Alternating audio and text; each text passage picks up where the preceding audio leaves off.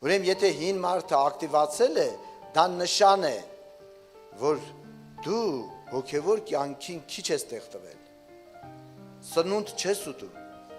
Ավելի շատ սնել ես հին մարդին։ Էն էլ զորացել է, ինչ կա չհասկանալու։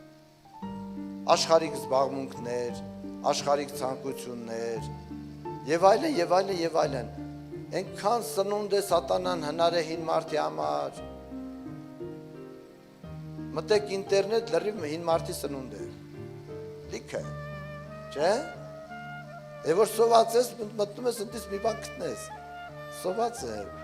Հոգու սովը ավելի սարսափելի է, քան ֆիզիկական սովը։ Եղբայրներ քույրեր։ Ինչ են մարդիկ սատանայի աղբանոցների մեջ շոկոլադ փնտրում։ Որովհետև սոված ես դու։ Դու սոված ես։ Կերակուր չունես ուտելու։